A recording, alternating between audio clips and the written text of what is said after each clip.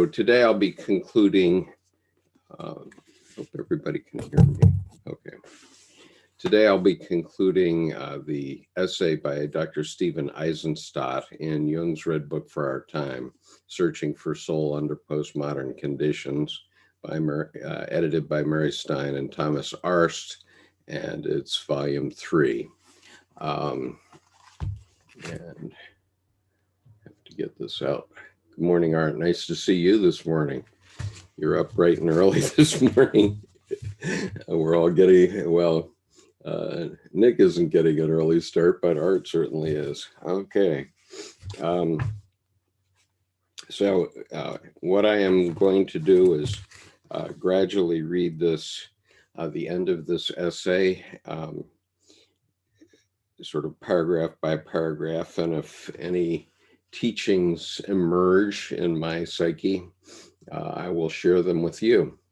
And so I'm on page 384 of volume 3. And let me see, there's one other thing that I want to be able to see here.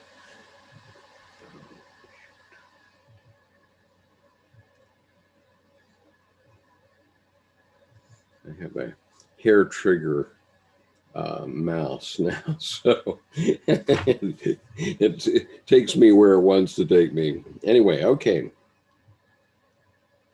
Page 384.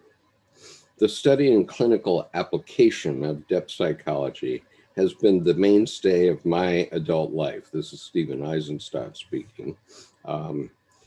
It provides a template, a psychological, emotional, and cultural map from which I can begin to discern and understand Jung's spirit of the depths, in the spirit of the times. Depth psychology is the inspiration for and foundation of Pacifica Graduate Institute in Santa Barbara, California, a school that I established in the mid-1970s with the assistance of other Jungian-inspired visionaries. So Dr. Aizenstat is now the chancellor of Pacifica Graduate Institute, and he was the founder of it, and that's whose essay we're reading this morning. Opus Archives and Library at Pacifica Graduate Institute holds in perpetuity, meaning forever. We often have $100 words in among psychologists.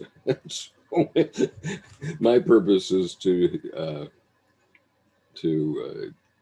sort of bring those down to the level of me, which is an average person, an average layman. So Opus Archives and Library at Pacifica Graduate Institute holds forever the works of Joseph Campbell, James Hillman, and Marion Woodman, all of whom were ongoing presences at Pacifica for decades, teaching in the classroom, meeting with faculty and staff, and generously offering me advice and consultation in developing and tending an institute of depth psychology. At Pacifica, the pedagogical legacy of these luminous mentors lives on forever. Tenacious, disciplined, and determined, one of our mentors, James Hillman, was driven to follow the eros of ideas, pressing the known with embracing the unknown and the unknowable. His classroom presentations, essays, and books stand as testaments to his daring in describing the indescribable and attempting to articulate the psychologically real but inherently ineffable dimensions of underworld consciousness. Now, I just want to mention, because he mentions Dr. Hillman being driven by the eros, that this is an often made misperception of Jung. If you rely just on Jungian means, and just a moment, I need to allow in a panelist. If you rely only on quotes from Jung, you might, that's a tendency toward thinking about the logos of Jung, because after all, words are logos, and they are the skeleton upon which we build our civilization, because that's how we communicate with one another, and that's how we conceptualize and so on. But Dr. Jung was definitely not about the logos in essence. And for those of you who haven't heard me read it before, once again, I just want to read the first 2 paragraphs of the Red Book. And let's see. So I'm now looking at the Red Book itself. And the reason I'm doing this is because an acquaintance and friend of mine, I hope he thinks I'm a friend, Dr. Paul Vanderklay, who's a Calvinist pastor in Sacramento, California, is often referring to Dr. Jordan Peterson as a Jungian. And Dr. Peterson is quite clearly not a Jungian. And this was a great surprise to Paul, because Dr. Peterson has for years been a Jung name dropper. In other words, he will take a short quote from Jung, and he says, oh, well, I got that from Jung. Well, what he's taken from Jung is the logos aspect of Jung. In other words, the words, the quotes, but he hasn't understood Jung's work at all, in the sense that he does that, because Jung's work is not about the logos, not at all. And he states that right at the beginning, at the very beginning of his Red Book period. He clarifies in the first 2 paragraphs that he is not about the logos. And so I just want to read those first two paragraphs of Jung, of the Red Book, so that we establish that once and for all, or maybe not once and for all, because many of us need this. Good morning, Manuela. Nice to see you this morning. So we have Singapore and Argentina recognized here. Okay, so I'm going to read the first 2 paragraphs of the Red Book. If I speak in the spirit of this time, I must say no one and nothing can justify what I must proclaim to you. Justification is superfluous to me, since I have no choice, I'm sorry. I'm going to start that over. I can read it better, I think.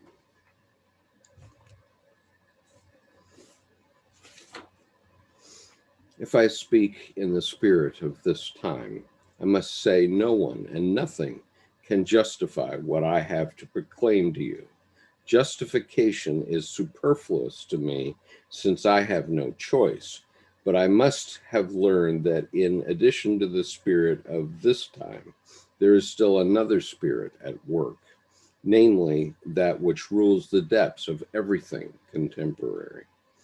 The spirit of this time would like to hear of use and value.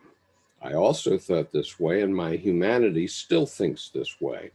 But that other spirit forces me nevertheless to speak beyond justification, use, and meaning. Filled with human pride and blinded by the presumptuous spirit of the times, I long sought to hold that other spirit away from me. But I did not consider that the spirit of the depths from time immemorial and for all the future possesses the greatest power, the greater power than the spirit of this time, who changes with the generations. The spirit of the depths has subjugated all pride and arrogance to the power of judgment. He took away my belief in science. He robbed me of the joy of explaining and ordering things.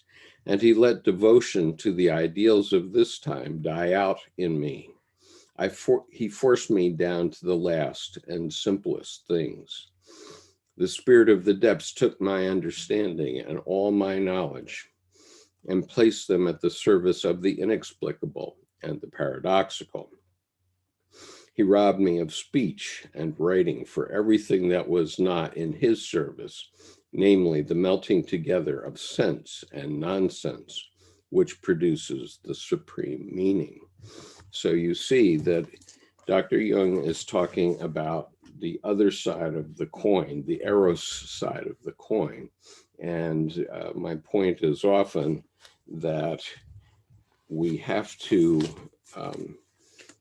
realize that we live our lives in the Eros. And so Dr. Jung was talking about how our psyche actually works as opposed to how statistics tries to explain our psyche, because statistics is not only true, so not always true. So if you walk into a psychotherapist's office and they talk to you for 10 minutes and hand you a pill, that means that they're operating on the logos side of the equation, which isn't the way your psyche actually works. And so they may be operating on an idea that, oh, I think this person is depressed, and if I give them this kind of medicine, then 80% of the time they'll be okay. Well, yeah, maybe, but I don't know that that solves you at the deepest level, and it might hook you on drugs. And we have enough problems with drugs already, and this actually happened to Dr. Peterson, of course, who got knocked off of his world tour and almost died because of addiction. And he's a professional. So if professionals can do that to themselves, then they can certainly do it to you too. And so if you want to understand yourself, you need to understand how your psyche works and then communicate with that. And that's what Jungian analysts will do for you. And and I believe that it's possible to do for yourself, because I've never had a psychotherapy session. I've never taken a psychology course. I've taught a lot of them now, but I never took a psychology course. And but I know from my own experience and having worked through this material how my psyche works. And what I'm trying to do is to show you, the listener, how your psyche works too, so that you can manage your own mental health to the extent you can. Now, I'm not saying that reading Jung will make you happy. It might not. And you might need a mental health professional. I'm not one, and I'm not qualified to say whether you need one or not. But what I have found is that I can maintain my own personal balance by reading Dr. Jung's work. Okay. All right. So I've been joined by one panelist here. So Jordan, do you want to comment on that so far? That's 2 paragraphs I've gotten through. That's a perfect 2 paragraphs, actually, to go in tandem with even getting simpler on Jordan Peterson. You brought up one of the most important points I find with Jordan Peterson and not being a Jungian is that Jordan Peterson quotes the form and not the form giver or essence of a quote or a statement. And personally, as an architect, both psychospiritual architecture and buildings, I make form, but I'm not concerned with form, because if you are, that's just pretty. And beauty has weirdness and quirks and life. And if it doesn't, it's just pretty. And that's superficial, which then goes back to logos and form rather than form giver. And I think in tandem with those first two paragraphs, those orbit together to really knock that point home. Right. And Miles is here in comments. Paul Vanderklay is camped on misery, deliverance, gratitude. This is passive and is logos. I'm saved, but as you say, there is no life in the individual in that equation. And and that's a beautiful statement, Miles, because what happens is, and that's God as the adult version of Santa Claus or the Easter Bunny. It's petition-y. It's what am I going to get or receive, rather than the immersion in self, where you steep in you. Right. You don't. And it's not a product generated thing. Yeah. When I listen to Paul Vanderklay's arguments, I think I'm in a courtroom and I'm listening to a lawyer making a closing argument or something, and he brings in all the law, all what St. Augustine said this and what Martin Luther said that, but that doesn't connect with you at depth. That's skeleton upon which we live our lives, but it isn't the flesh and blood of your life.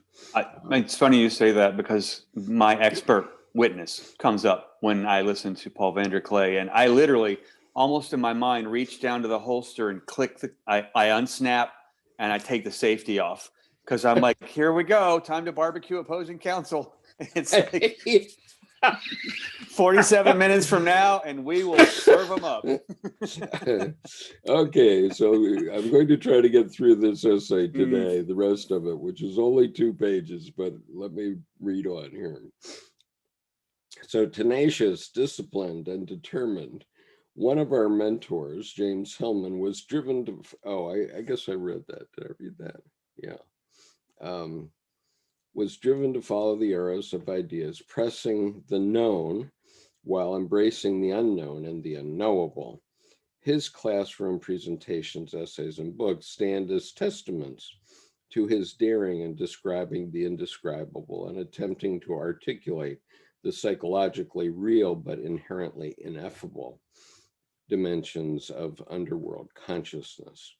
When the story of the Red Book's discovery, restoration, and publication was told during a weekend symposium at Pacifica, James Hillman and Sonu Shamdasani held a seminar in which they read passages and dialogue from the Red Book and addressed the meaning and role of those particular passages in the oeuvre of Jung's thought.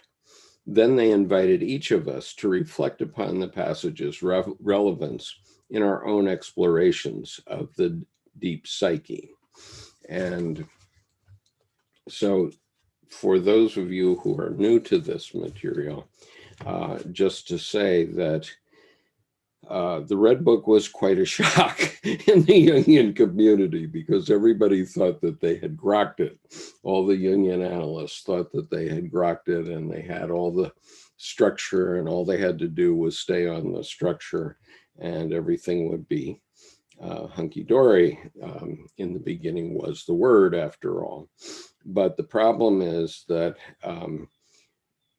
Dr. Jung had started from a different position than most Jungian analysts in the last half of the 20th century. He had started with his actual psyche, and that's what the Red Book is his own psychological experimentation upon himself. It isn't intended as a textbook. It's intended as, this is what happened to me. And it resonated so strongly to me because 16 years before the Red Book came out, it happened to me.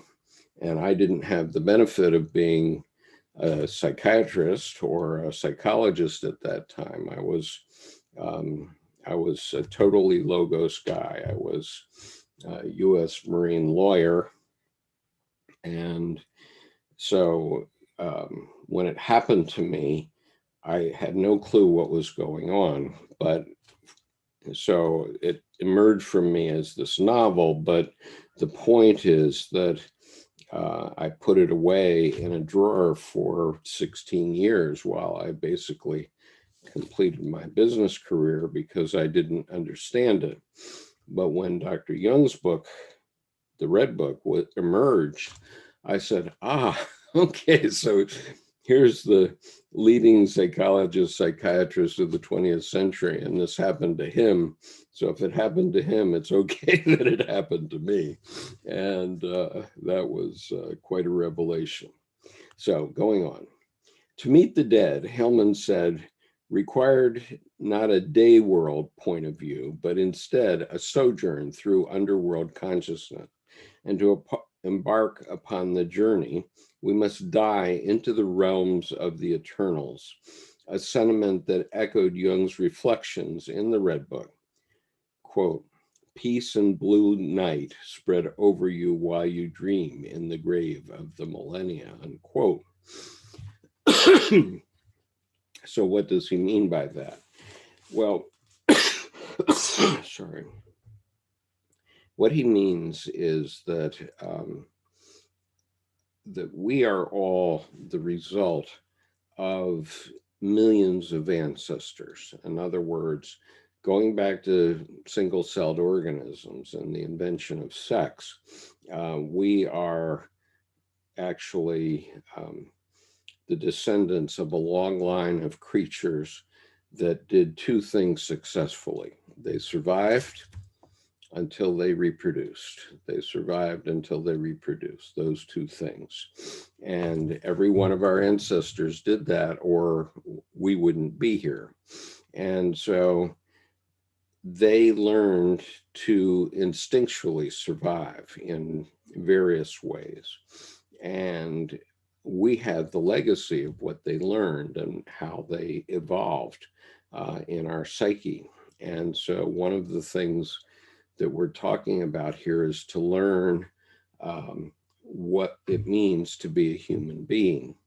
And so, yes, you can learn the skeleton of it through the logos, through the word, but you don't have the meaning of it until you experience it yourself. Now let's see.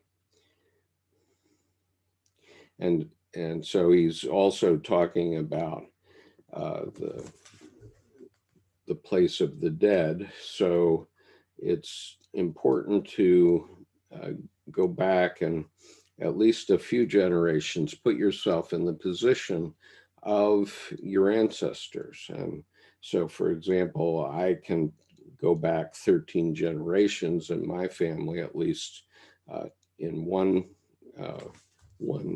avenue of my ancestry.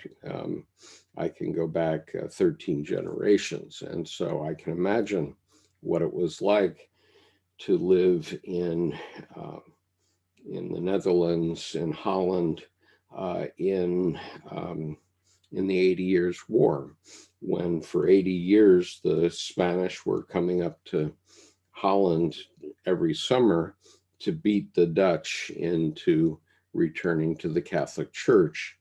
And there would be a war all summer. And at the end of the summer, after the harvest, the Dutch would flood their country. And then the Spanish would return to sunny Spain for the winter. And that went on for 80 years. And the Spanish hadn't really anticipated the hard-headed Dutchmen that weren't going to change no matter what. And but my ancestors got a little tired of that after 57 years, I think. And so in 1625, they got on a very leaky little sailboat and sailed to Manhattan, which was then called New Amsterdam. And they were five of the man, his wife, and their three sons were five of the first 150 settlers of Manhattan Island, European settlers, of course. They were literally among the group that bought Manhattan for $24. whatever. That's a apocryphal myth, I think. But in any case, okay. So Aizenstat goes on. Before entering the places of the visitants of Jung's psychic world, his Mysterium Conjunctionis, we would do well to companion with an immortal who is active in the alchemy of our own imaginal depths, and then introduce ourselves through the entities of our soul's longings.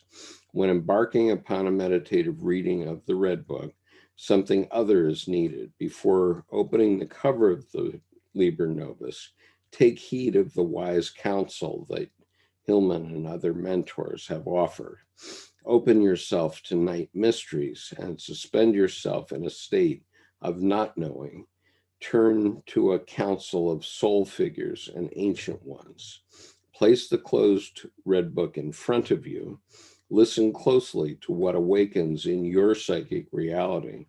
Then receive the images, ideas, and hints that come forward. Let the images and figures find each other and exchange their regard. Then settle in and listen for the invitation. And so, we often have a joke in at least in my country, of he hears voices. Well, he actually does hear voices, and so do you, because that voice is the self, and it actually is trying to communicate with you, and it communicates with you in many ways. One of the main ones is through dreams, but also through waking visions, and also by hairs raised on the back of your neck, and feelings of anxiety and so on. These are all messages from your unconscious, and they're not stupid things or things that you want to repress. Your body doesn't do anything that's stupid. It doesn't waste energy at all. In other words, your unconscious does a million things, well, maybe billions of things without your knowledge. In other words, your unconscious replaces all the cells in your body, with the exception maybe of your bones and your brain, every 7 years. And it just sloughs them off and creates new cells, and it knows to do that. And you don't take any part of that. You breathe 12 times a minute, and almost always you never think of that. Also, your heart beats 72 times a minute. All that is done by your unconscious, and it knows how to send the message to that muscle, your heart, that pumps the blood through your body. And if it doesn't happen, even for a few seconds, you're going to die. And all that is handled unconsciously. And so when things are coming up into your consciousness, this is your deep unconscious trying to tell you things that it thinks you need to know. And you need to pay attention to that. And so so dreams are not wasted effort. Dreams are trying to tell you something. Now, they may be trying to tell you something that you already know. For example, about the time that I started studying Jungian psychology, I had left my first wife, and I had moved in with my current wife. And I came to Washington with high hopes, thinking that I would get a job in the government and have a wonderful rest of my life. I was 39 years old, and I was a Japanese, Chinese speaking lawyer MBA who had just spent 5 years building a company in Japan. So I knew something about working in Asia, and I had gone to high school in Japan. And so I had all this wonderful experience and education. And I got myself to Washington and couldn't find a job. I couldn't get anybody to hire me. Everybody said I was either overqualified or too old. And so let that be a lesson to you. If you get on a path, stay off it. If you get knocked off the path, then you might have to start another path, which is what I learned.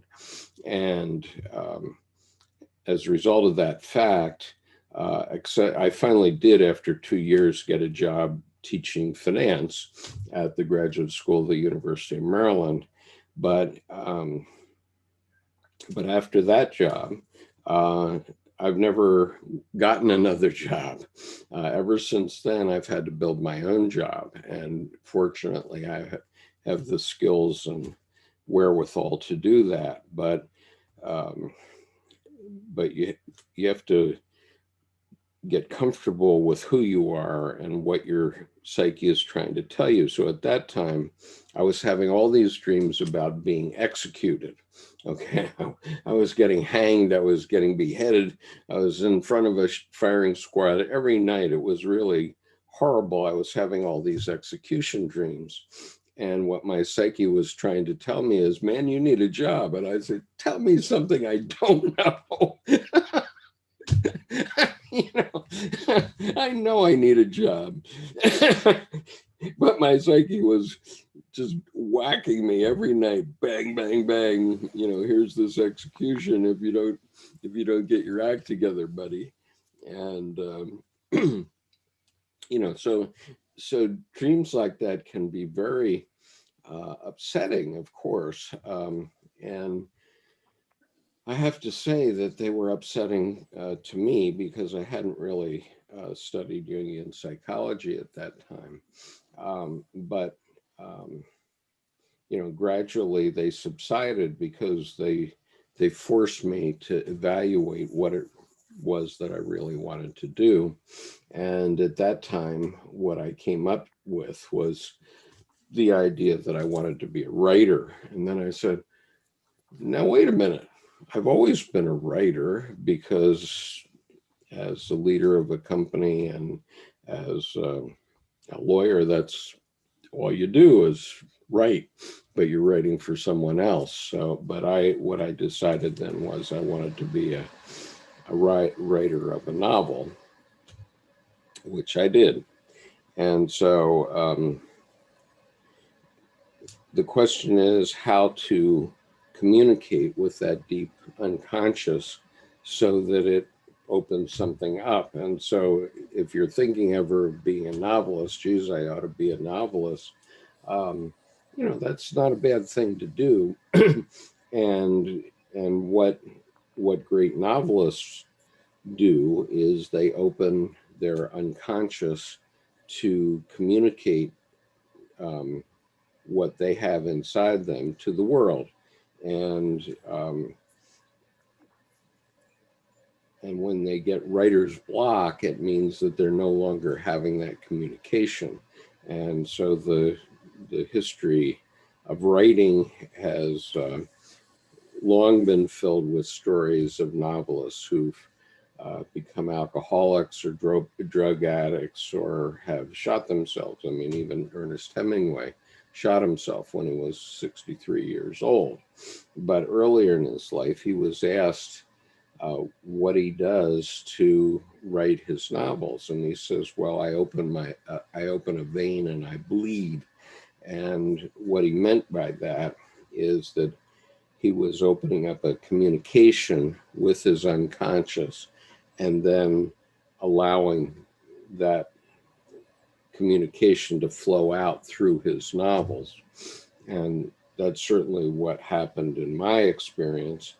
And it's happening right now.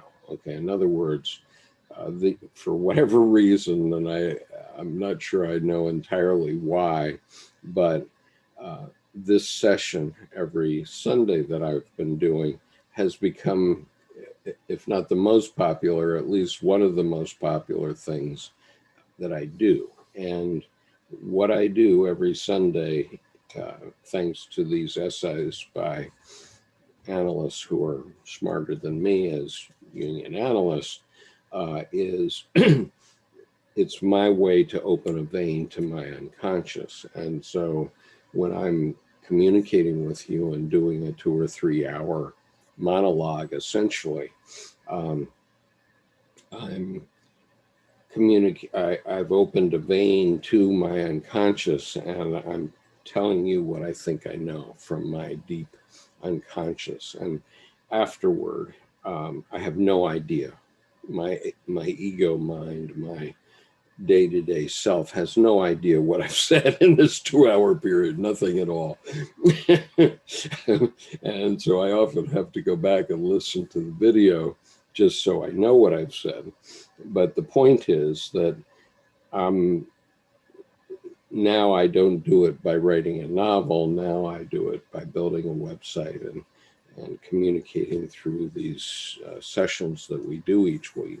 Some of them are more structured than others. When we're when Jordan and I, for example, are working on the Tarot on Monday evenings, we're at least trying to keep that flow structured in the context of the Tarot. But in this session, I'm trying to respond to your comments, and I'm also responding to what's said in these essays, which are often profound. So yeah, go ahead, Jordan. You made a really good point that I think is really worth elucidating a bit, unpacking the message. When you said, you know, your brain is basically killing you off to try to thwart you into getting a job. And, you know, the message is, I need a job. And you're like, yeah, well, tell me something I don't know. But you brought up before, you know, that we hear voices. Well, depending on whether you hear them as ideas, archetypes, trauma trigger part messages, inspirations, those are all voices of different types inside.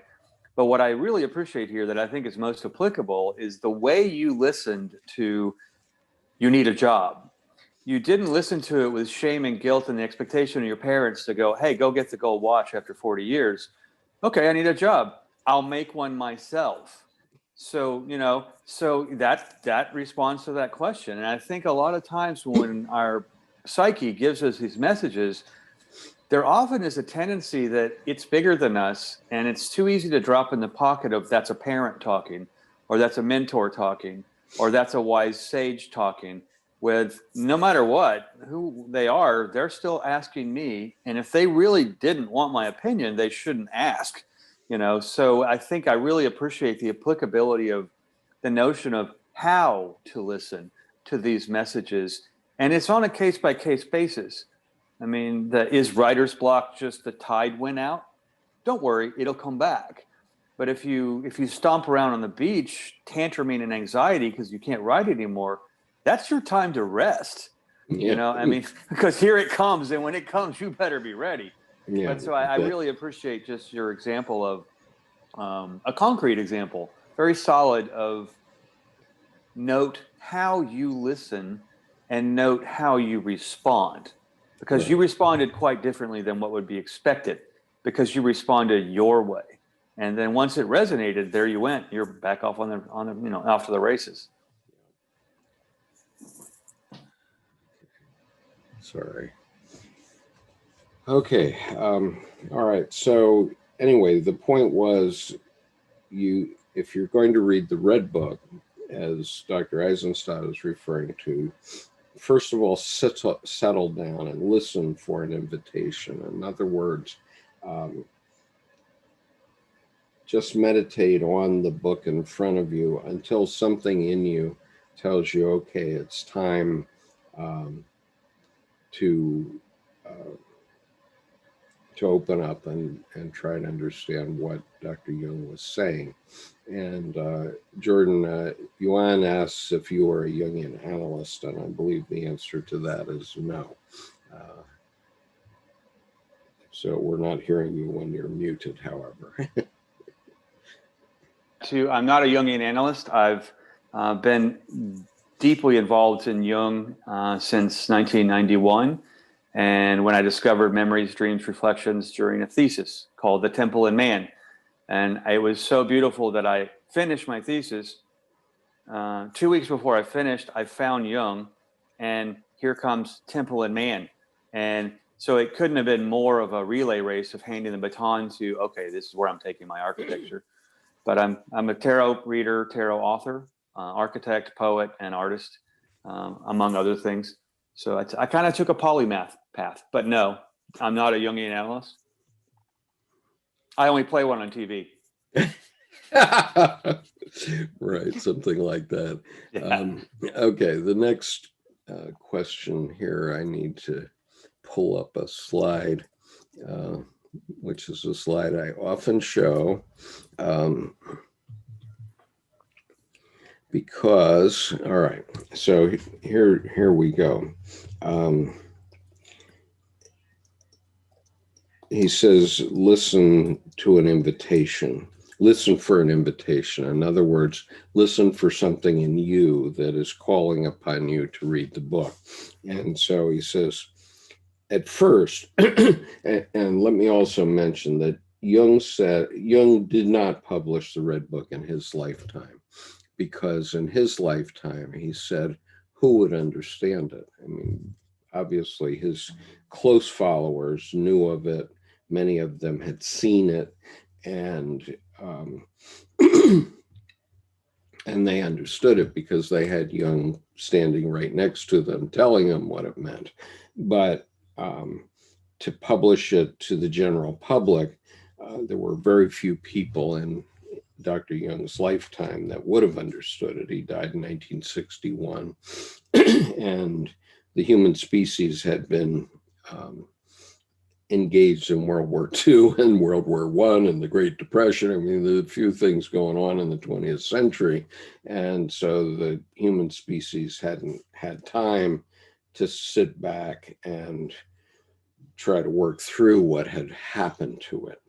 And, but Jung was already there, immediately after Nietzsche. And so, so here's what Dr. Aizenstat said. Actually, really quickly, Skip, what's interesting is Jung came right after Nietzsche, also concurrent with and on the tail of William James, who in one sense or another is a watered down Jung, kind of preambling into the process, not yet as dense and intense as Jung. Right, precisely.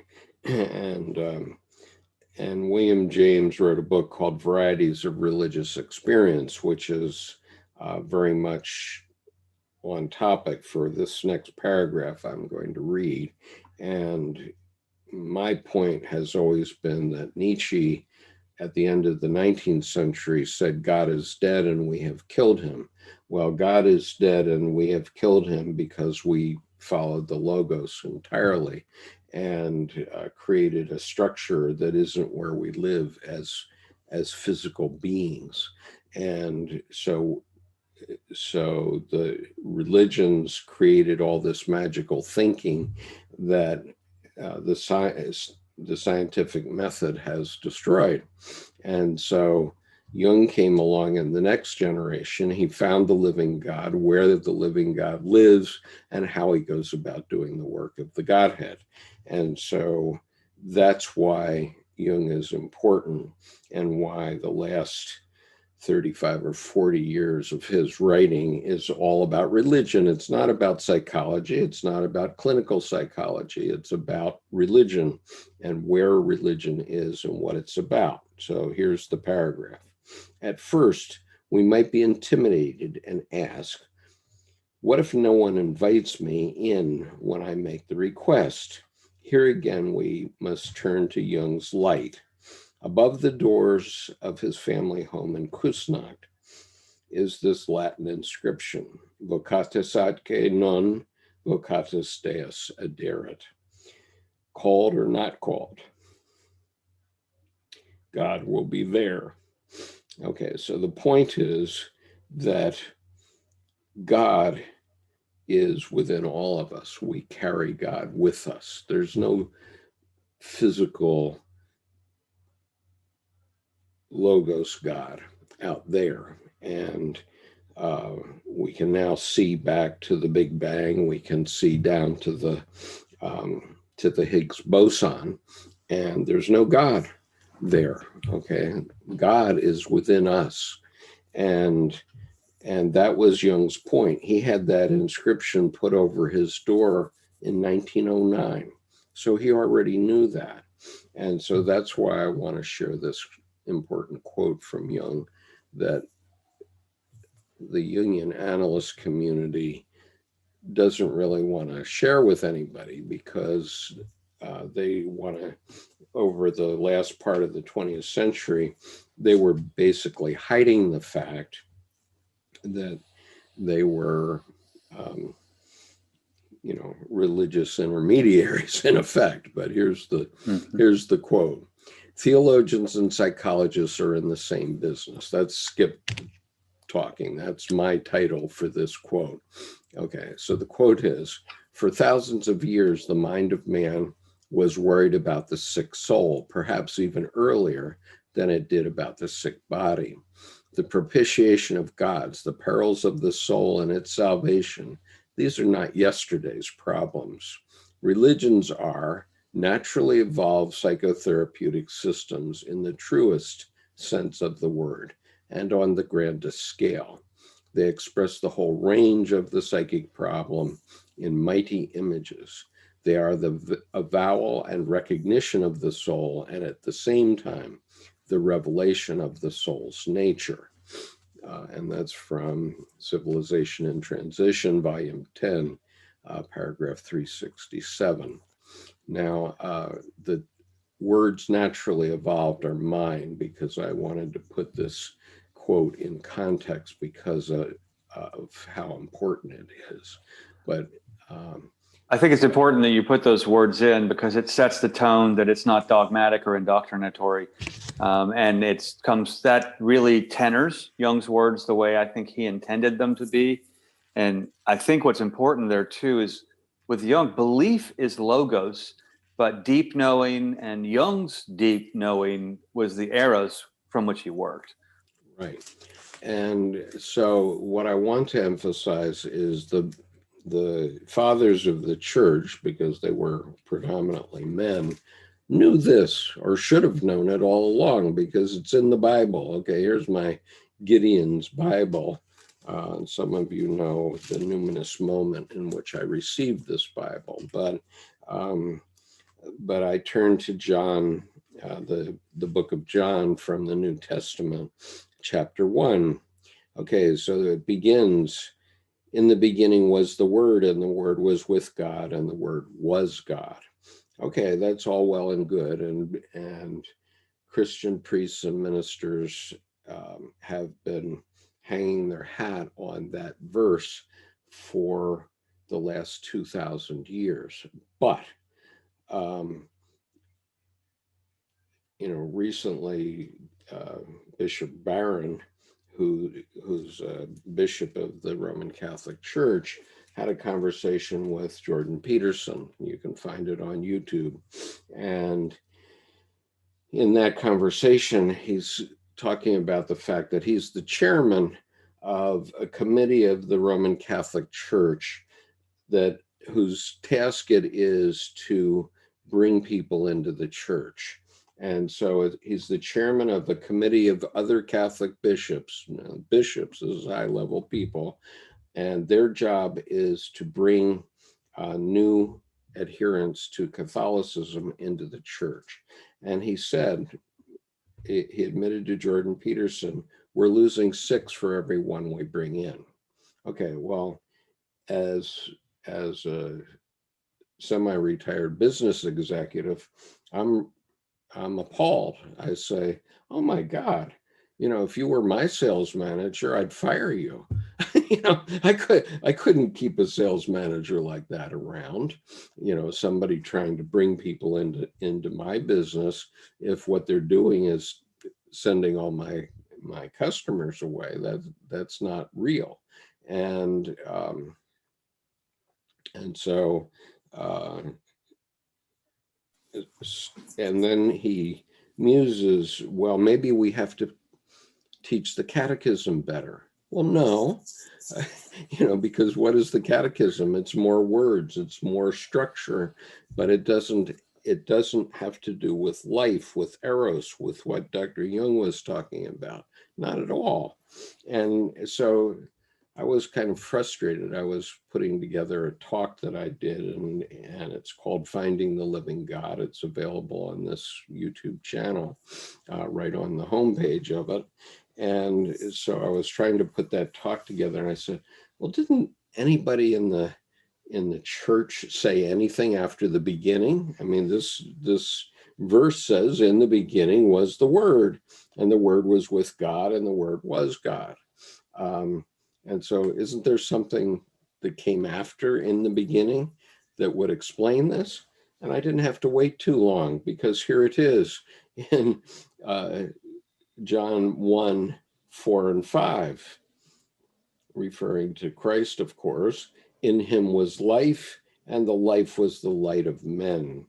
The light shines in the darkness, and the darkness has not overcome it. And so the point is that even in biblical times, in the time of John, who was an apostle of Christ, it was known that the Word wasn't the end all be all, that it was the life of Christ and the light that the life of Christ brought, the new consciousness that the life of Christ brought, which was the important thing, not the Word. The Word is only the skeleton on which we hang our lives. So, And I think, Skip, it's worth saying that should we teach the catechism better? I think that they haven't realized yet that you can only bang on the bottom of your vessel for so long with a hammer of the Logos before you knock a hole and that thing just flooded. I mean, you might as well have opened the Hoover Dam and then have an eyedropper trying to fill it from the top. Right. And so, it's not that it's easy to understand these things, and I acknowledge it, and I've put a lot of time and effort into my study of Jung for the last 34 years. And so I've now grokked it. And the point is that the living God lives within us. It's in our unconscious, and it's in our collective unconscious. And Jung said this explicitly in his letter to the Reverend David Cox. Here, I happen to have it, so I might as well read the section of this letter that is most relevant. And here's what he says. It's a 10-page letter, and I read the entire letter. In fact, I read all the letters that are in this book, The New God Image, by Dr. Edward Edinger. Let's see if I can, well, I guess I can't show it, but Dr. Edinger wrote this book, The New God Image, based on 14 letters that Dr. Jung had written to theologians. And they're all quite important, and they're all available on the YouTube channel because I've read them all. But the most important one is this letter to the Reverend David Cox, who he wrote to on September the 25th, 1957. So when he was already 81 years old. And the passage that's most significant is this passage. So I'll read it to you. I must apologize for the length of this exposition. It was 10 pages long. Please do not think that I am stating a truth. I am merely trying to present a hypothesis which might explain the bewildering conclusions resulting from the clash of traditional symbols and psychological experiences. I thought it best to put my cards on the table so that you get a clear picture of my ideas. Although all this sounds as if it were some sort of theological speculation, it is in reality modern man's perplexity expressed in symbolic terms. It is the problem I so often had to deal with in treating the neuroses of intelligent patients. It can be expressed in a more scientific, psychological language. For instance, instead of using the term God, you say unconscious. Instead of Christ, self. instead of incarnation, integration of the unconscious. Instead of Christ's self, instead of incarnation, integration of the unconscious. Instead of salvation or redemption, individuation. Instead of crucifixion or sacrifice on the cross, realization of the four functions or of wholeness. I think it is no disadvantage to religious tradition if we can see how far it coincides with psychological experience. On the contrary, it seems to me a most welcome most welcome aid in understanding religious traditions. So the point is that the religious traditions were trying to explain things that they knew what was going on, but let's give the founders of all the religions a break. They were all early Iron Age men too, and they were trying to figure their world out. They hadn't had the benefit of the so-called enlightenment, which I call the endarkenment, and so they didn't know what science has taught us.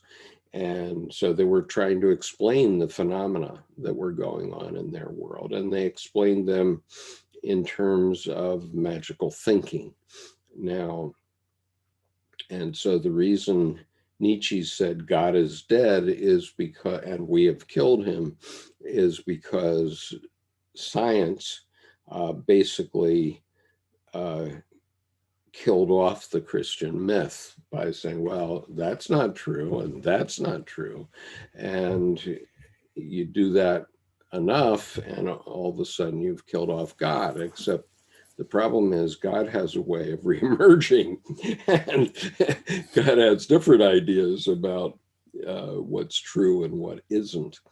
And so Nietzsche expressed the feeling of many in Western Europe and many today, presumably, that that the God as presented in Christian church, including by people like Bishop Barron and Paul Vanderklay, that God simply doesn't exist, okay? And that's what the scientific method did. It killed off that magical thinking. Just a minute, Jordan. Yeah. And so we have to think about it in another way, because they weren't wrong, okay? In other words, when the fundamentalists say every word of the Bible is true, yes, it is, okay? Yes, it is true. Some of it is true historically, based on historical events, but the rest of it is true psychologically, as human ideas of the psyche. The psyche is real, and the Bible and other scripture express the psyche. And that was the point of Dr. Jung's paragraph there that I shared with you, which is the religions have dealt with what happens in the psyche as best they could based on the knowledge that they had. But we have to come back now and find where God is and how he goes about, or she goes about, doing the work of the Godhead.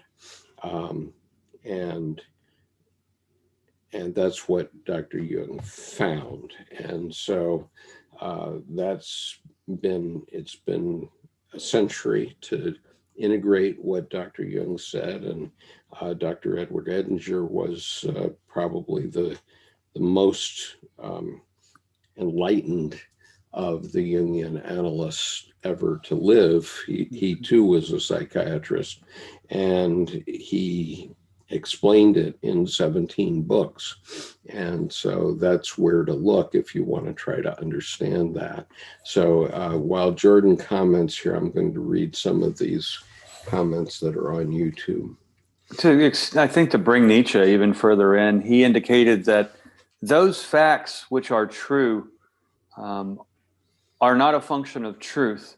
Whichever set of true facts wins out is a function of power, not truth.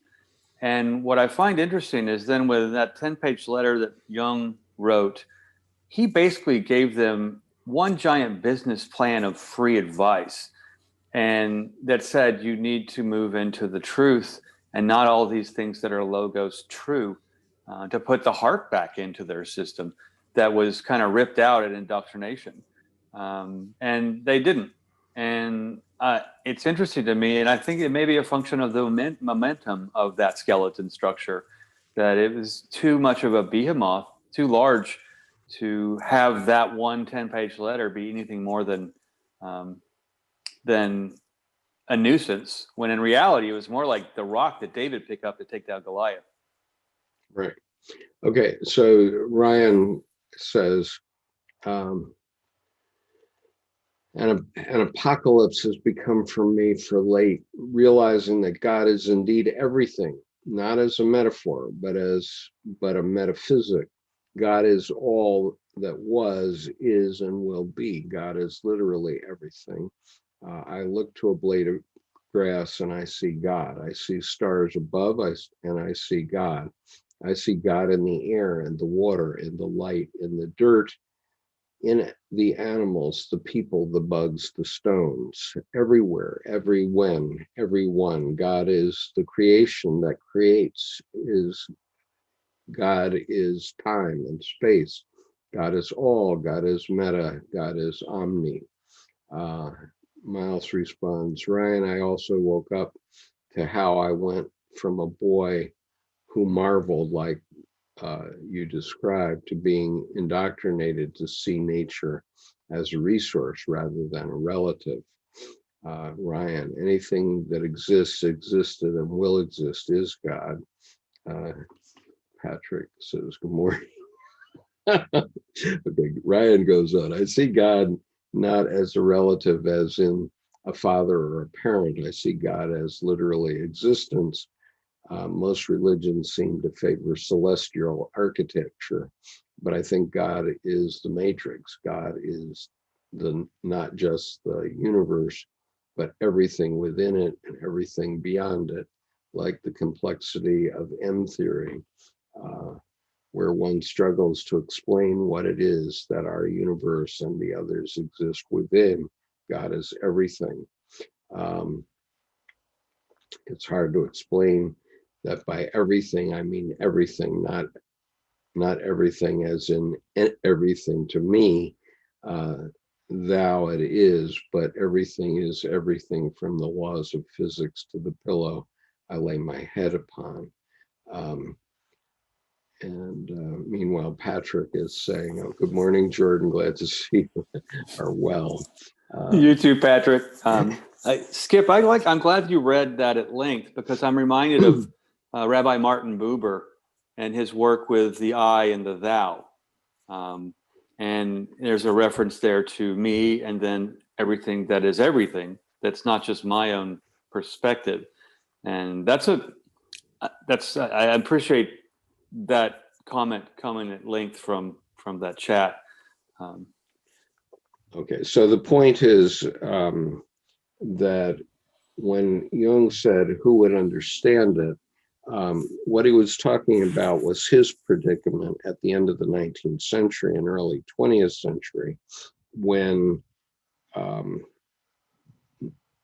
human beings were actually perplexed because they realized that Nietzsche was right, but they didn't realize what the implications of it were. And the implications have to do with our psyche and the way our psyche works.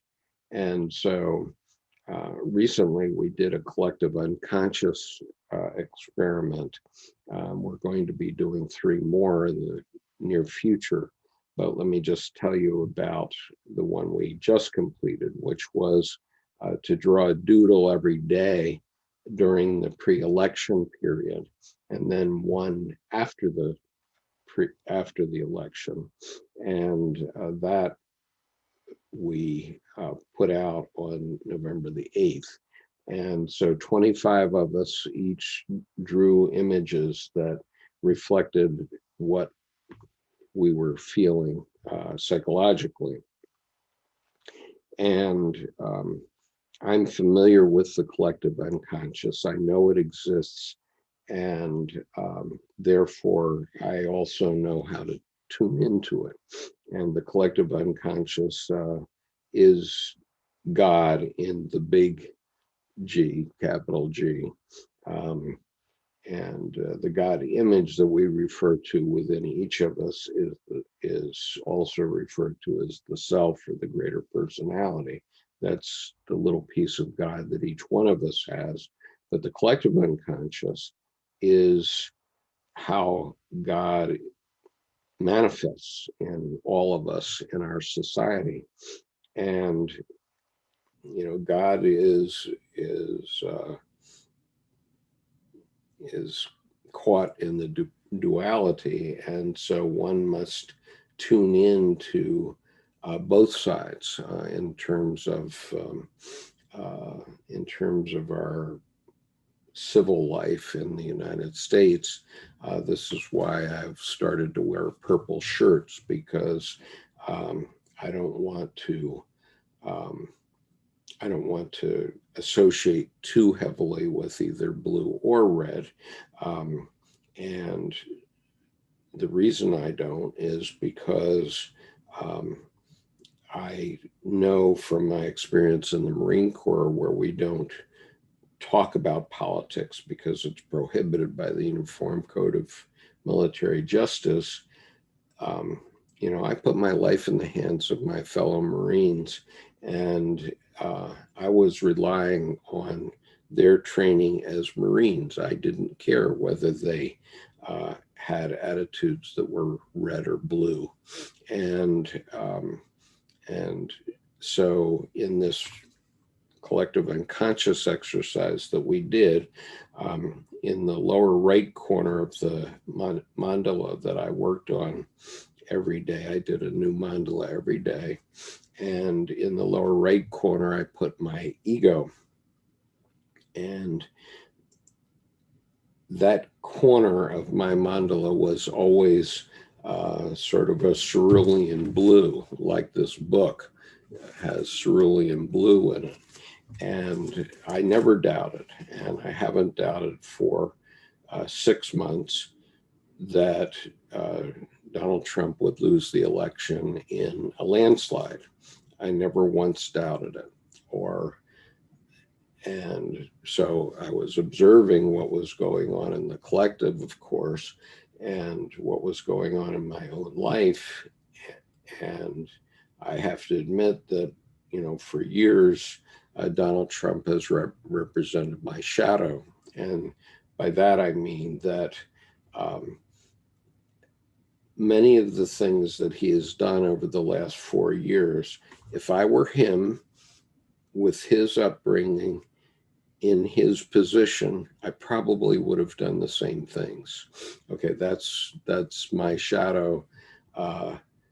That's my ego admitting that my shadow would have done those things, just as Donald Trump did.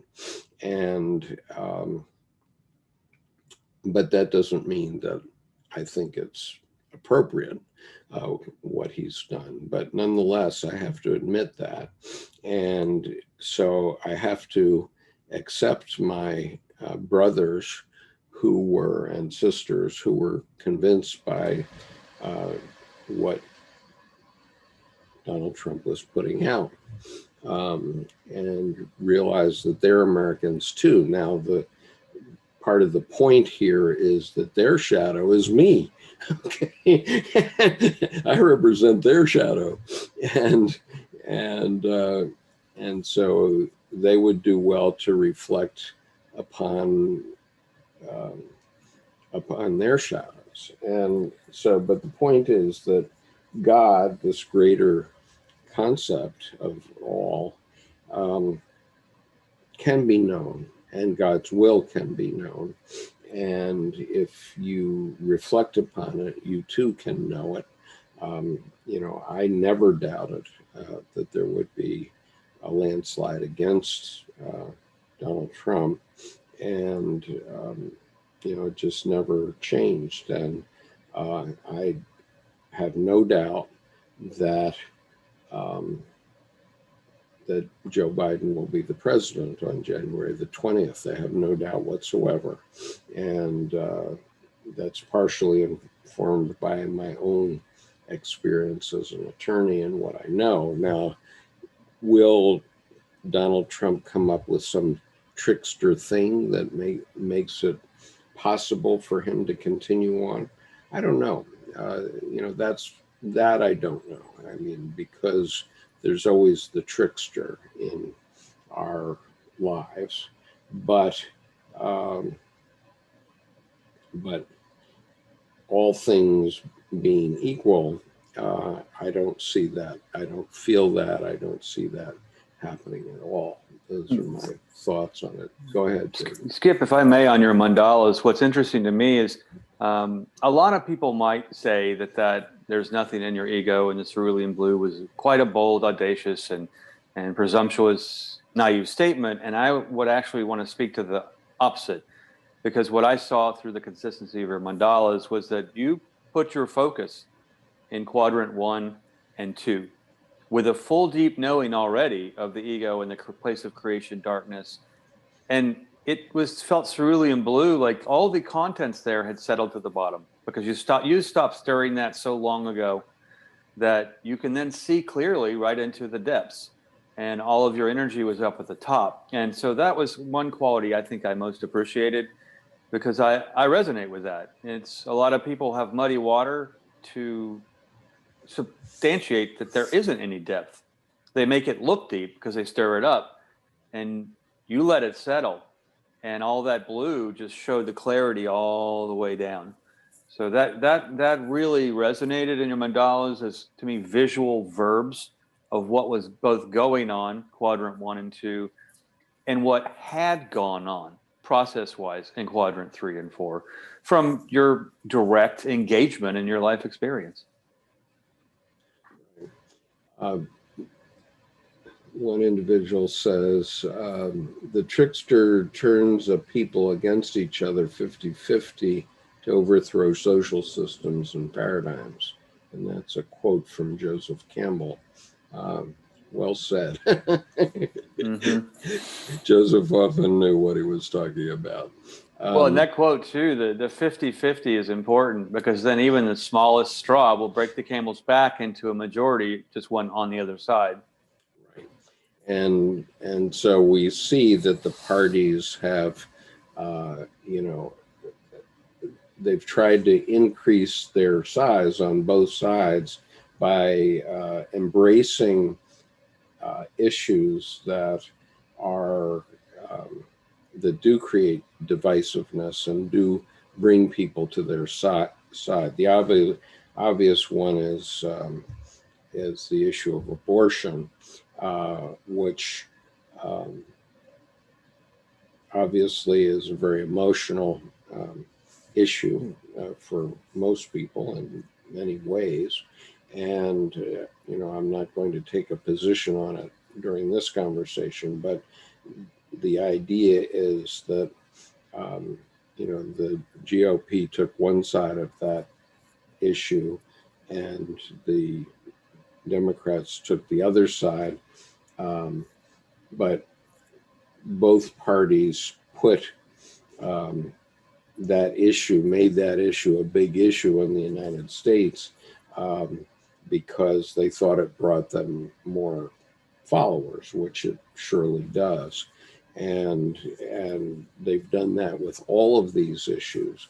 And by using these emotional issues, the GOP has managed to get people in the red states to look away from what they're doing behind the scenes, where the investment bankers of Wall Street have been just running a number on us for decades now. And, they managed to do very dangerous things during the run-up to the crash of 2008. And after that crash, they managed to get themselves paid double on all defaulted mortgages. And they harvested the life savings of millions of people in my generation, the baby boom generation. And we didn't have the opportunity to rebuild. Now, 12 years later, maybe I have started from the scratch and started to rebuild again my life savings, but I'm still at the very beginning.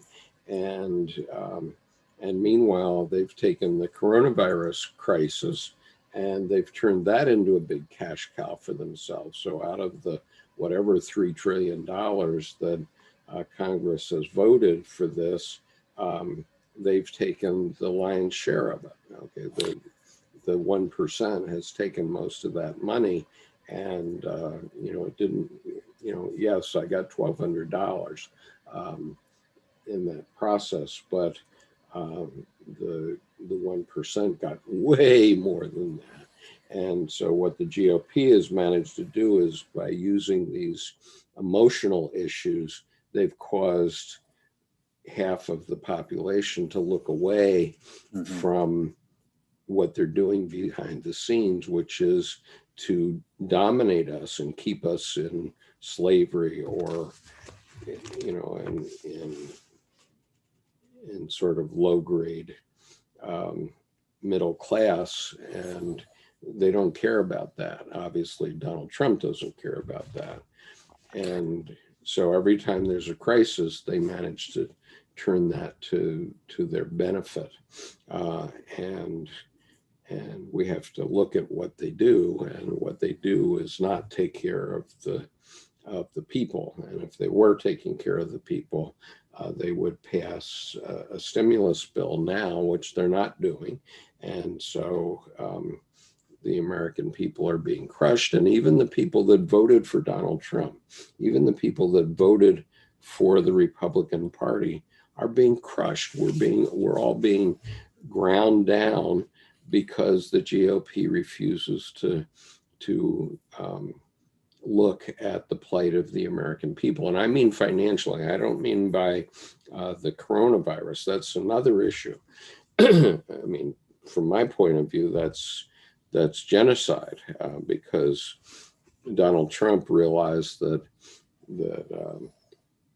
people of color were dying more than white people. So he said, let's change the equation in the election by let's kill them off. And so we're not going to do anything about it. And I think that's just a horrible thing, what they've done to us. And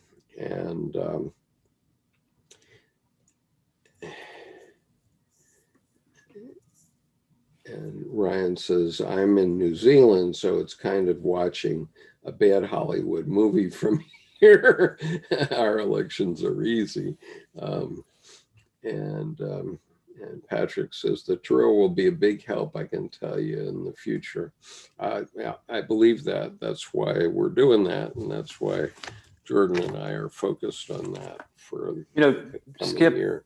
Go ahead. One thing about also the crash of 2008 and the lead up to it, what I found interesting, I was in the process of buying a home in April of that year.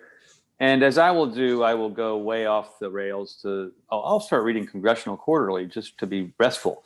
And I stumbled upon something that wasn't common knowledge, and it was the shadow market of the banks. And what the shadow market was the homes that had been taken off the market. And I started to drive through neighborhoods and noticed that there were empty homes with no for sale sign. And in some neighborhoods, it was 1 for sale, 3 empty, dark. So there's 75% of the availability gone.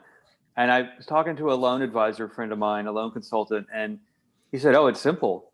He said, you and your Jungian, I'm surprised you haven't noticed the dark and the light. They're utilizing that system because that shadow market gives them an absolute Sansui level stereophonic temperature and volume control of supply and demand. And they can then set their prices to establish how much they're going to steal rather than profit. And I found that interesting because they were actually using a dark and a light, a balanced system for chicanery, but it was still nonetheless the Loki balance. Right, precisely. Okay, going on with Dr. Eisenstat's essay, which I want to get to the end of, and I do have some things to get to after this. So, once summoned, open the red book and read slowly. Allow the words and figures to emerge from the pages and greet you. Follow the phenomenology of experience and the poetics of imagination, not simply your rational mind. As you immerse yourself in a slow, reflective reading of the text, watch, listen, and absorb the interplay and the interactions between the images.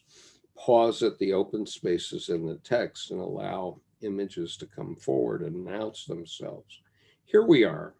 Meet the emergence with an aesthetic eye, noticing what animates from the interior as well as the surface. So the point is, if you're going to read the red book, you can't read it as a novel and say, okay, done that, been there, done that. The idea is not that you are going to have the same experience as Dr. Jung's. My experience was definitely not the same experience as Dr. Jung's, because mine was a novel where I traced the life of a young Japanese woman from age 15, when she sold to pay a debt by her father, to age 75, when she's the retired Prime Minister of Japan and the first woman Prime Minister of Japan, and what transpired in her life during that 60-year period. And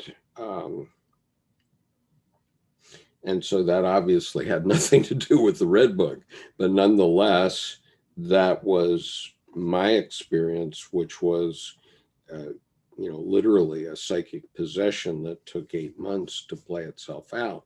And once these archetypal issues get cooking in your psyche, they don't stop until either they're finished. It's like a record that you're going to play on the jukebox. Once you put the nickel in, it's not going to stop playing until it's finished. And so, for example, in the case of Mother, which is the one that everybody can point to quite easily, once a woman becomes a mother, she's always going to be a mother. And that archetype plays throughout her life. And it cannot be stopped at all.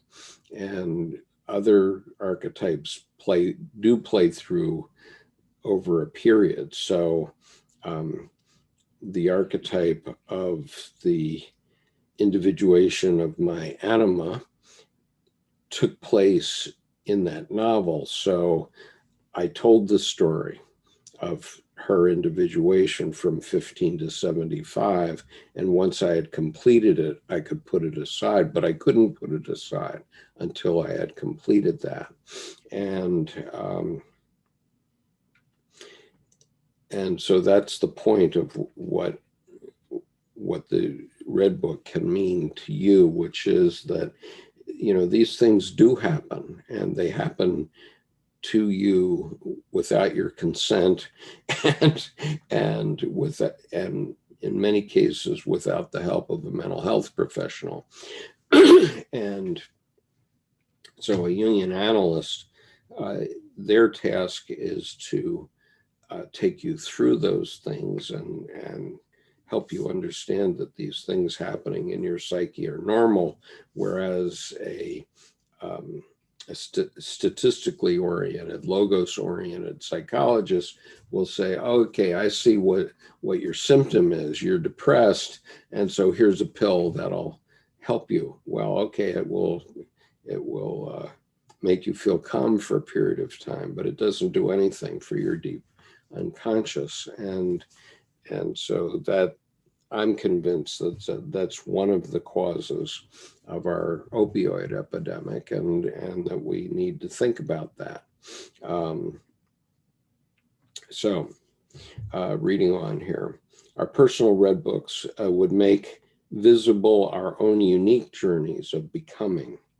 In the process of tending our dreams and imaginal realities, we would receive hints from the images and figures emerging from the autonomous psyche, hints of what is, but also intimations of what is intended for us and can be realized. Through comprehending the dark, the nocturnal, the abyssal in you, you become utterly simple, and you sleep down into the womb of the millennia, and your walls resound with ancient temple chants, since the simple is what always was. A dream or a dream-inspired opus, such as Jung's Red Book, desires to be approached poetically rather than advanced on rationally. Animated images, when given time and regard, illuminate. They tell their deeper stories and offer their radiant endowment. How glorious it would be to vivify Jung's journeys in the Red Book and to thrive ourselves in the magical place where the spirit of the depths and the spirit of the times are one. Can you imagine? So that completes that essay. And my point is, by my personal experience, and I'm not urging you to run out and buy my novel, but if you are curious and you want to see what I went through in 1993, I wrote this novel in a pen name, which is David Garrettson, and you can find it only in Kindle version on Amazon. It's called Mako, Memoirs of a Woman. And I'll put that name here. I will warn you that it is in parts an erotic novel, which is a nice way of saying pornographic. So please do not look at this novel if such things would offend you. But the point is that, and my pen name is David Garrettson. Okay, so, and I will put it here, Mako Memoirs. So here's an adult man in 1993. So I was 47 years old, and I'm writing the memoirs of a woman. And my wife, who's a very smart woman, refused to read it until I had 10 other women read it. And she didn't, maybe, I don't know what she thought, but in any case, I did have 10 other women read it. And probably I had 100 women read it. And they all liked it very much, but it does contain some very intense scenes. So I don't recommend you put it into your mind unless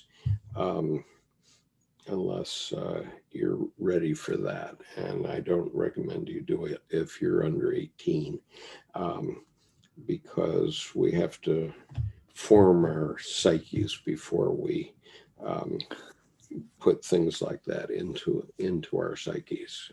So I would say Skip too. I think I'm gonna go. I haven't read it yet, but from my own personal experience too, one of the most bold things you can do is uncensor yourself, and whether it's truly pornographic or the pornographic of intense psychic contents expressed without reservation. And there's a similarity I find between the two in one way, the pornography being superficial and often pop power generated, whereas it feels like just the word memoirs, there's a reverent respectful going into how you are being a statistician, how you are titling. And that would seem to do reverence to, it may be pornographic, but at the same time, the intensity is what would be powerful. And well, it is the memoir of my anima. Okay. From 1962 to 1993, it is the actual experience of my anima. And I actually spent 8 years in Japan, 3 in high school, and 5 years building a company there. And so everything that occurs in that novel happened to either me directly or to someone I know intimately. And so therefore it's all true. The only thing that is not true, well, it's all true in the sense of it being psychic facts within me, but it's also true in the physical world in many ways, because it represents actual occurrences and things that I know about Japanese society that are not well known, and it's quite mild by comparison to what would actually happen to that young woman in this physical world in which we live. And so, there are various ways of looking at it, but in the end, what I found quite surprising was that every woman I ever knew that read it and said anything to me about it said that they loved it. And that really was quite a surprise to me. And that also includes my wife and my mother. Well, I'm gathering it appeals to artifactual psychic contents. Traumas, memories, experiences. I mean, and I'm actually looking forward to getting it here this next week, because it feels like another Memories, Dreams, Reflections, where instead of an autobiography, you're going to express yourself rather than talk about yourself. And that there's I think a more powerful biographical sharing experientially there when that's done. Well, yeah, I mean, the point is, I put it in my drawer for 21 years because I couldn't explain it. Right. But now I can explain it, and I know what it represents, and it is the autobiography of my anima. And so at least that aspect of my anima and that aspect of my life experience, which was in many ways quite intense. And so right. And to say the least. And so so in that way it's actually autobiographical. It doesn't represent the way I look at life today, but that was 27 years ago now that occurred. And, well, even Alan Watts says we have no responsibility to be who we were even 5 minutes ago. Transformation is continual. So whether it's milestone level or microscopic, it's always happening. Right. So anyway, I think I've probably reached the limit of what I have to say today. And I've finished the Aizenstat essay as of just a few minutes ago when I read the sentence, "Can you imagine?" And so the point is that, the psyche is real. There are real psychic facts. The psyche is every bit as large as the physical universe. And gradually that is coming to people's consciousness. And we have to learn how to deal with it. And it's not that other human beings didn't have to deal with it in earlier times, but other human beings didn't have necessarily the right interpretations of what was going on in their psyche. And so they felt it was essential that they should go to war over religion, for example. I mean, I'm here as an American because my ancestors were forced out of Holland by the 80 Years' War. And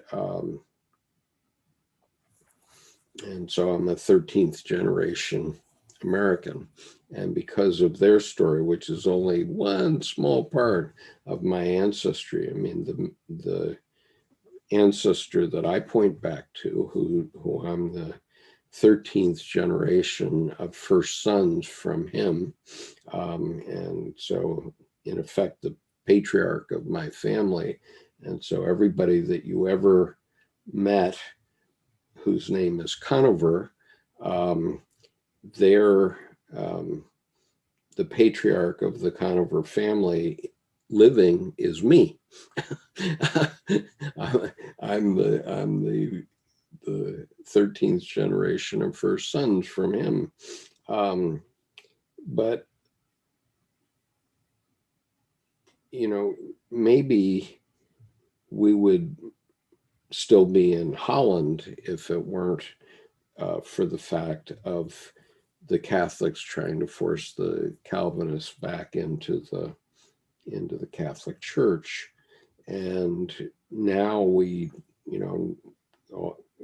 I have many very good friends who are Catholics, and I don't think askance about the Catholic religion per se. I do think askance of some of its attitudes, policies, and emanations, in the sense that I think that the abuse of young children by Catholic priests has been horrific, and child abuse, and the Catholic Church has not come clean on that as yet, but that doesn't have anything to do with the dogma.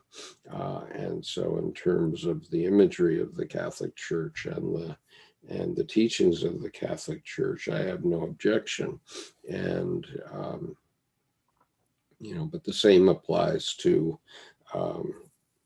people who call themselves Hindus or Buddhists or many other things, so many other religions, Islam and so on. I have no objection to any of them, because I know that they were all naturally evolved systems for psychotherapy in their regions, and they're based on their cultural life as it developed in their regions. But now we have a different task as human beings, which is to understand that we actually are all the same. we all are delivered with the same equipment, including our psyches. And so now it's time to learn about our psyches and to learn how they work. And if we do that, then we can stop killing one another over differences in how the psyche came up over thousands of years.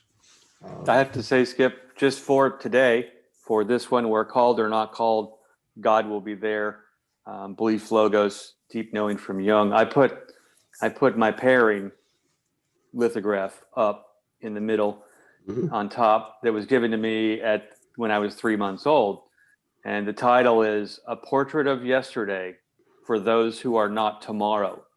So what it doesn't say is the eternal present or perpetual present, but it's a Rorschach lithograph, and it's that both and. So now Oleg makes an interesting comment. He says, "Your today's theme is about our digital age. We should be we should be careful in our unstable digital age. We are much more depending on our technologies, too much, especially on digital technologies."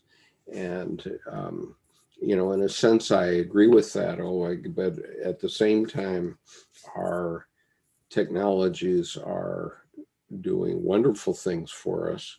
And they have done one really bad thing, and that is that all the culture pots are full of holes, and they're all leaking because we have Catholic priests like Bishop Barron, who think that the way to bring people back into the Catholic Church is by teaching the catechism better, and without entirely rethinking what it's all about. And Dr. Edinger points out that we need to basically rewrite all of the world's religions in the context of modern categories of understanding. And there's no doubt that that needs to happen.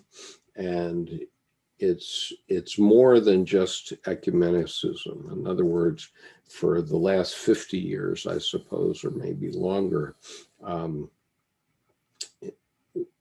people, the ministers and priests and rabbis have been getting together in an ecumenical way. And, the Dalai Lama and many others have gotten together, and they're at peace. They can talk with one another, and everything is hunky-dory when they do that, but they're doing it among themselves. They're not doing it among their congregations. They're trying to keep their congregations in their silo, and because they want to keep the collection plate going, and so they're all at peace with one another and very ecumenical, but then they don't convey that down through their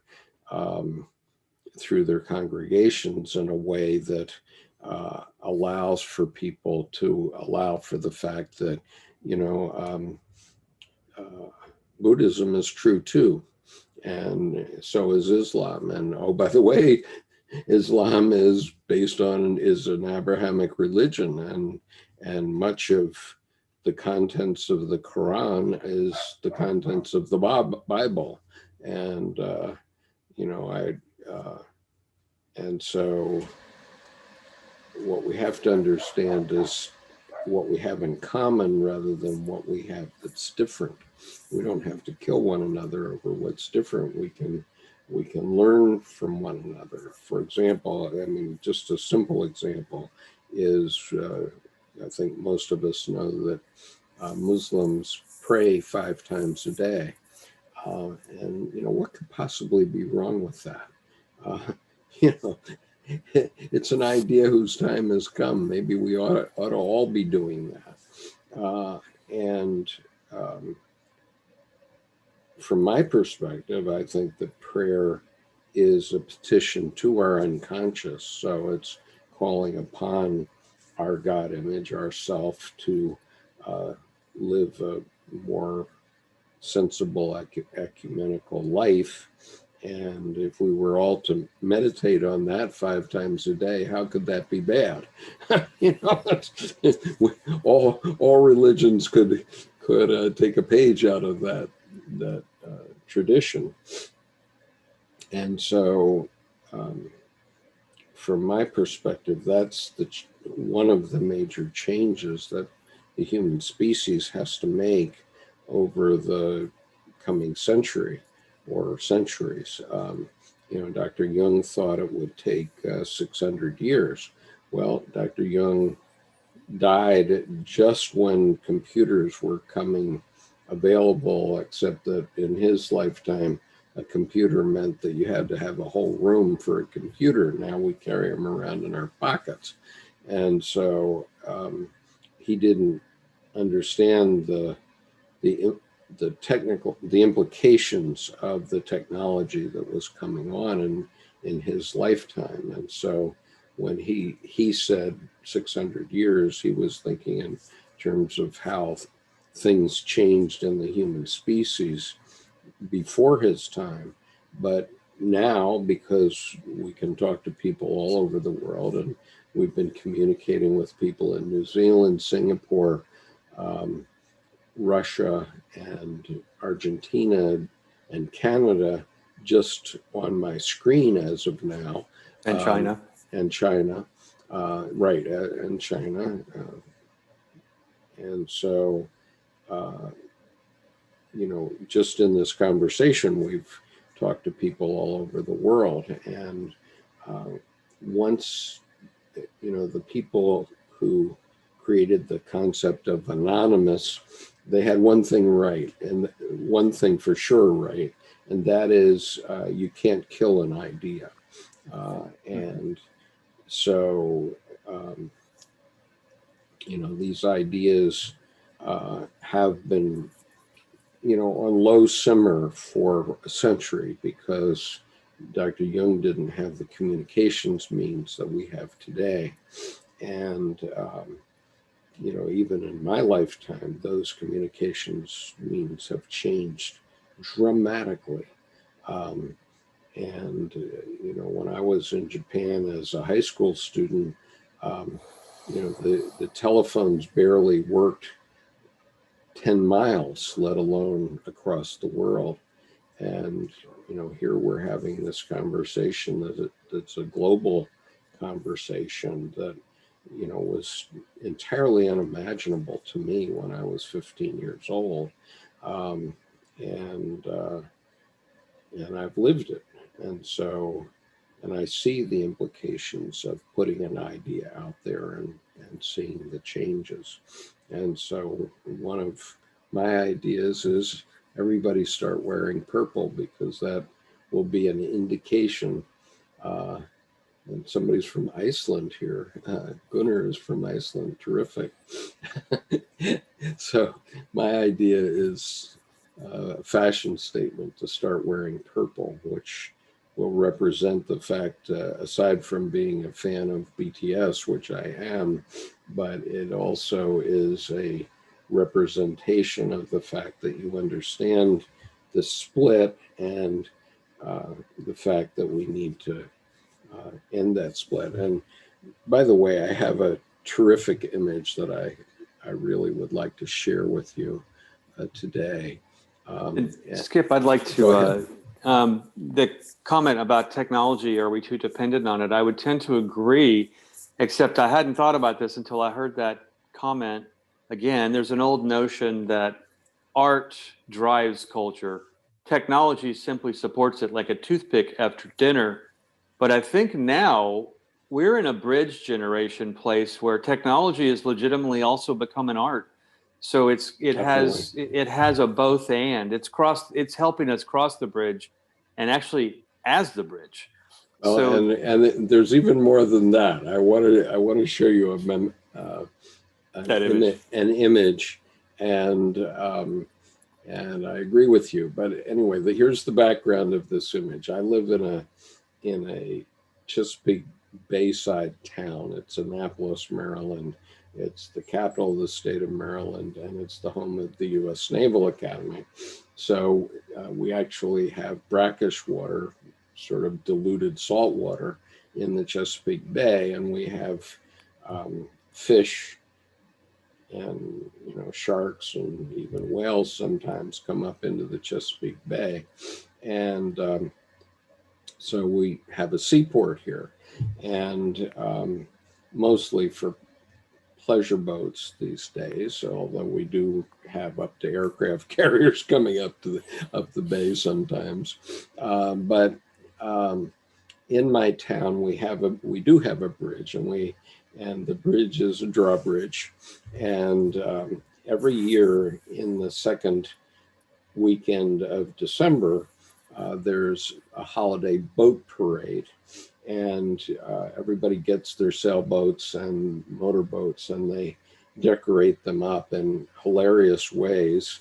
And they use the power in their boats to power the lights on their boats. It's done at night, so it's the holiday lights parade, and the boats parade around the harbor, and they go through this drawbridge that's there, which has to be there so the boats can get out.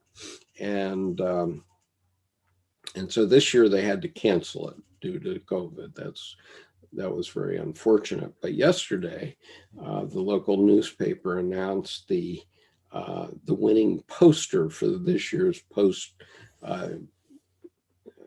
boat parade. And so I want to share it with you because it's a wonderful metaphor of what has to happen.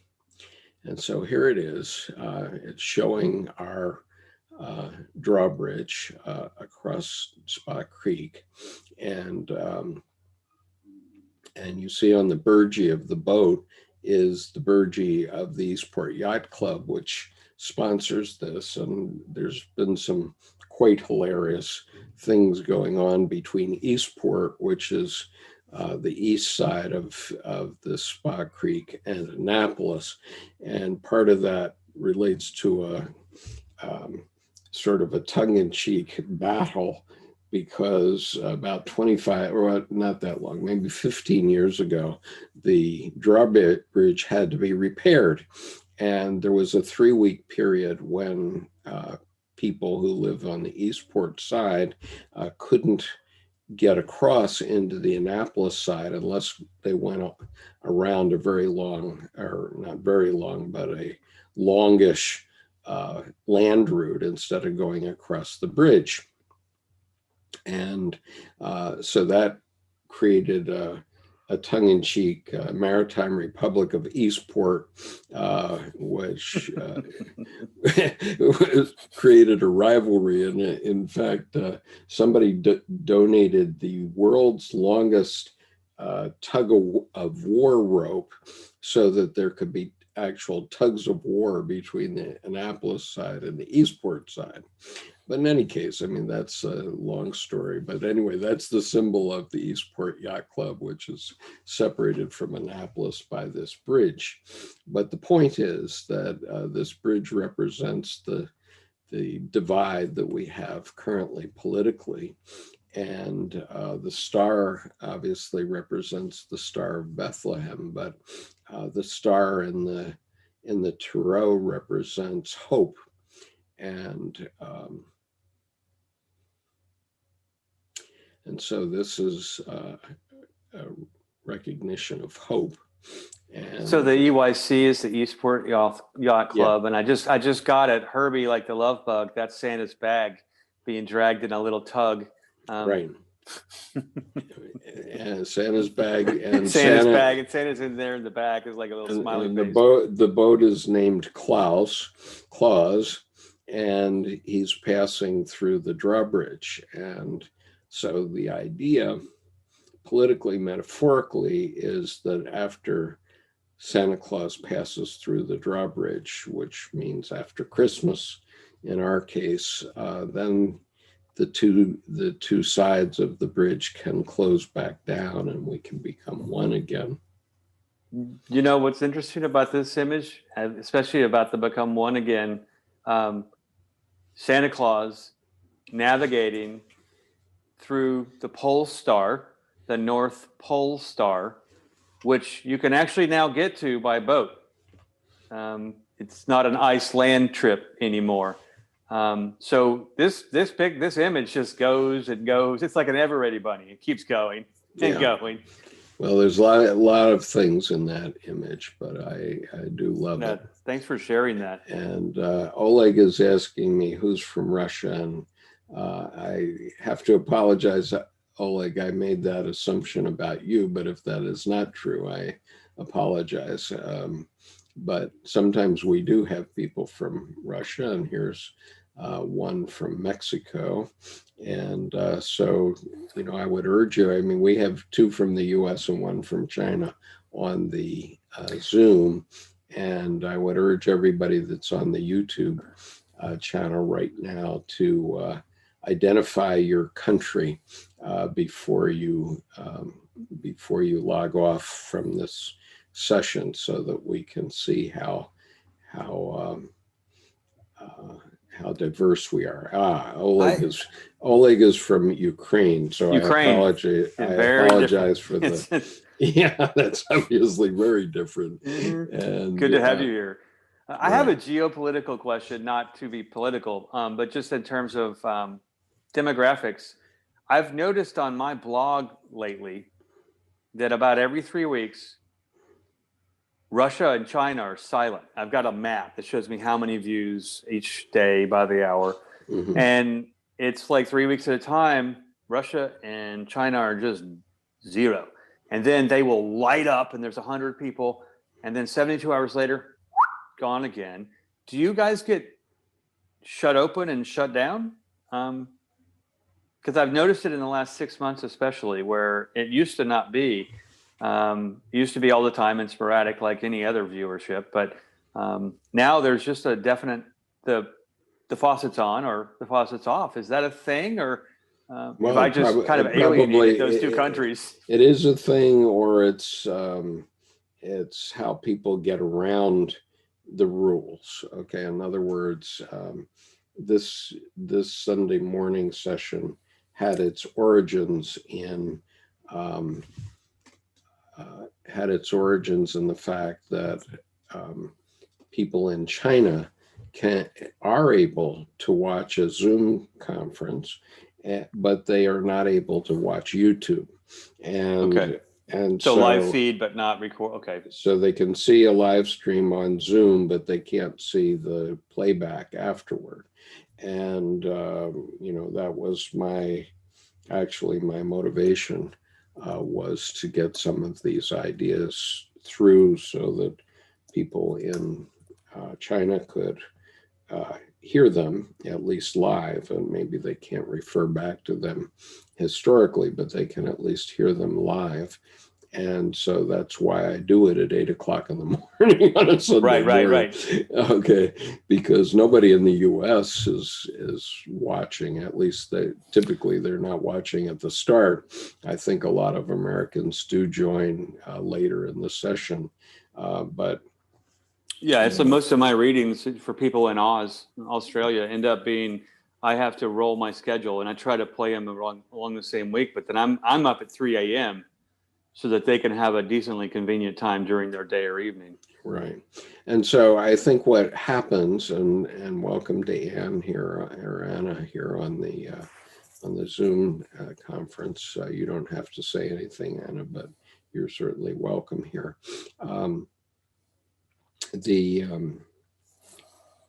We're actually wrapping up, but I think that what happens is that people in other parts of the world find workarounds to blockages. And I know that that's true in Turkey. I've watched it happen specifically in Turkey. And to a certain extent, it's true in China and other places where people find workarounds that allow them to do whatever they want to do on the internet. But obviously, the people that are in control in those countries are afraid if too many people get ideas that they might not be able to keep control of the population. And, at least up until now, and I'm hoping that it will continue, the United States has been very open and maybe too open. We're on the other end of the spectrum because we've been so open that we've allowed foreign actors to interfere with our politics, which is, truly shocking because it's, the psyche is as important as the physical world. And I've been around the U.S. military all of my life, and we've been defending the country in a physical sense, and we have the strongest military in the world only for that. And to think that we allow ourselves to be totally open to attacks from bad actors around the world is truly shocking. And, I know that our Defense Department now has a huge investment in defending us and is well aware of that national risk. But it's not just fun and games to have people from Russia or Iran or North Korea or whatever country may wish us ill to have access, open access to our country, because it's dangerous, and of course the American Cyber Command has its ways to reach out and touch them as well. So I think the reason we keep balance is because we can reach out and touch them as just as they reach out and touch us. But I think as civilians, we have to be wary about what non-Americans have in mind when they're communicating with us. And, it doesn't mean that I have any doubts about any of the people that have spent the last 2 hours listening to this to this live stream on YouTube, regardless of what country you're in. But when I look at what they have done in our politics, it's very troubling. And Skip, also too, I find it just the old martial arts concept, or guerrilla skirmish or guerrilla warfare. It's use what you have, and technology then becomes just another tool, but it becomes a dominantly dynamic tool that actually can go, spearhead, flank, all over. It can rain down. It's kind of like every martial strategy there is at one time. So it's interesting to me that that technology becoming an art also becomes a weapon. I mean, when it's weaponized, it's dangerous, just like any other weapon. Right. Unless it's left sheathed. And Miles Raitley points out that people in the USA have been meddling in Canadian elections to recognize. So we have to recognize the shadow from the U.S. side, and obviously that's very true, and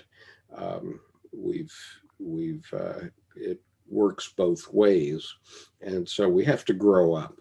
Is my they're bad point. Actors on all sides, and I find it's a matter of trying to get to the core of who's substantial and who's important and who can actually come to the table, rather than play the freeze tag game of trying to hide and sneak around.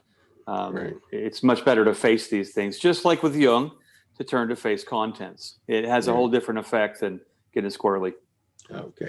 All right. Now, I'm sorry, I have to move on because I have a commitment coming up in 30 minutes. So looking forward to this afternoon as well. Yeah. So this afternoon, let me just cover a few things. I started to talk about the doodle exercise that we did before the election. We have planned 3 more doodle sessions. These are going to be on December 12th and January 1st, where we are going to submit 1 doodle to represent 2020. Okay, this will be our 2020 doodle. So the December 12th session that we're going to do is going to be the sort of trial balloon about 2020. And then January 1st, we will be doing our 1 image or something that expresses how we feel about 2020. And then on January 30th, we will be doing another doodle. All these are going to be led by Colleen Kibert and Tim Holmes, with Skip being the guy behind the curtain working the PowerPoint. So January, yeah, I'm going to be the Wizard of Oz here. So on January 30th, we will be doing one on our hopes for 2021. And so that we intentionally did that 10 days after the inauguration of Joe Biden as president of the United States. So that'll be January the 30th, 2021. And today we have Sherry Loveler, who is going to talk to us about her artistic work If you're on our list, you will be able to, you have received already the reminder about that. And I'm putting onto the YouTube channel the registration link. If you want to be informed about our various sessions through the week or through the year, please sign up at that registration link on MailChimp, so that and in that you can select the things you want to hear about. Then you'll have the notice. But anyway, if you don't have the notice, you can either write to me today at skip.conover@gmail.com and I'll send you the link, or you can watch here on YouTube in the live stream this afternoon, but it'll be at 4 p.m. U.S. Eastern Time, 1 p.m. Pacific Time.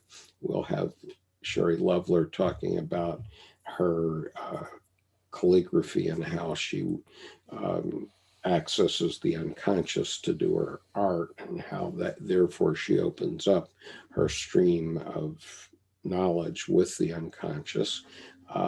Then next week on December the 6th, Jean Raffa will be doing a presentation of her new book, The Soul's Twins, which just launched on the 17th of November. And so we'll be doing that. On the 12th, the 12th will be the doodle event. And then on the 13th, Melissa Townsend is going to come back and talk about her flashcards, which she's put together for the Yoga Sutras of Patanjali, and to describe that again for us. Now that we have more followers, there'll be more folks paying attention, I think. And this deck of cards that she's put together, it's not a tarot deck, it's a meditation deck related to the Yoga Sutras of Patanjali. And then, of course, every Monday night we have our tarot sessions, and this Monday we will be talking about temperance. And every Wednesday at 1 p.m. Eastern Time, we have our advanced reading group. So I hope all of you can join us. And Patricia Flores commented that she was from El Salvador. So, great to see you, Patricia.